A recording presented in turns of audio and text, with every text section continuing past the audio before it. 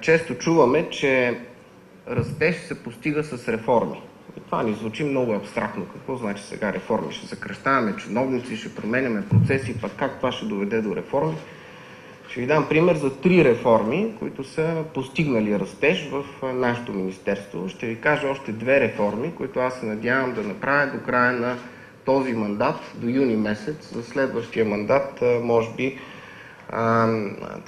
ще има нужда от още доста допълнителни неща. Тези реформи, които вече се случиха в нашето министерство, са: първо, от май месец 2011 година имаме единен орган за подземните богатства.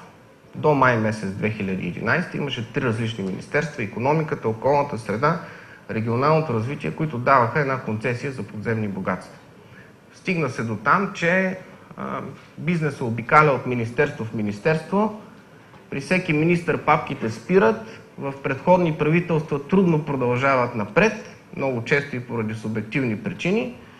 И май месец 2011, когато аз станах заместник министър, ние наследихме 1100 преписки, най-старите от 1999 година. Бизнесмен, който 1999 година е поискал концесия, 12 години от 1999 до 2011 папките са се въртяли в 3 министерства. Направихме единен орган, една дирекция, съвсем просто една дирекция в Министерството на икономиката.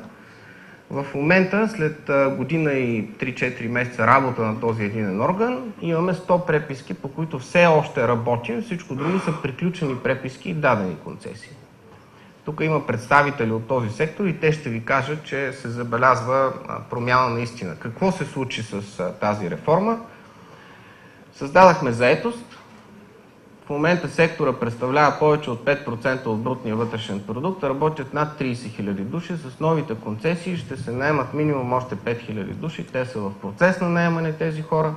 Ще се инвестират над 400-500 милиона за разработване на тези концесии. Значи доведохме и до инвестиции. От друга страна увеличихме приходите в бюджета.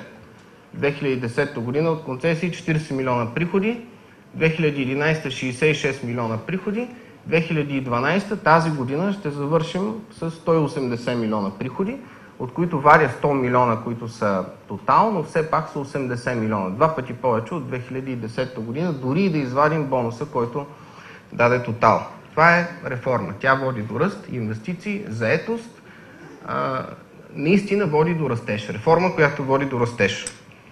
Второ, оперативна програма конкурентоспособност. Май месец 2012 година. От май месец тази година до тогава, от 2007 до тогава имаше управляващ орган, една дирекция в Министерството, междинно звено, една агенция, която се занимава и с други работи, но междувременно и с оперативната програма конкурентоспособност.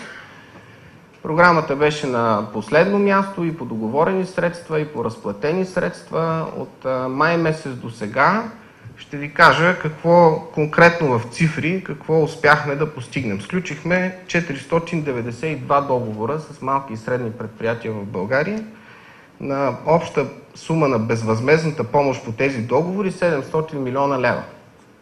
Тези 700 милиона лева са безвъзмездната помощ. Освен безвъзмездната помощ, фирмите също дават 300, 400, 500 милиона, или това са само за тези 6 месеца допълнителни инвестиции в българската икономика за над 1 милиард лева. Да не говорим за новоразкритите работни места.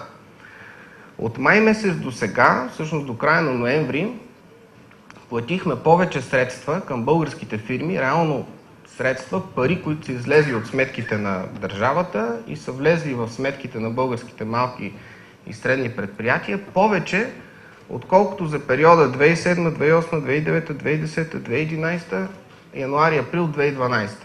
За 5 години и половина са платени по-малко средства, отколкото от 1 май до 30 ноември. Средният срок на плащане по междинни окончателни отчети беше от 3 до 6 месеца. В момента най-бавните плащания са 40 дни. В много от случаите ние успяваме за 20 дни да платим парите на вас, българския бизнес, а вие знаете, че времето е от съществено значение, когато става въпрос за пари, защото парите не са без пари. Ако не ти ги платят веднага, трябва да ги вземеш от някъде, този ресурс струва пари.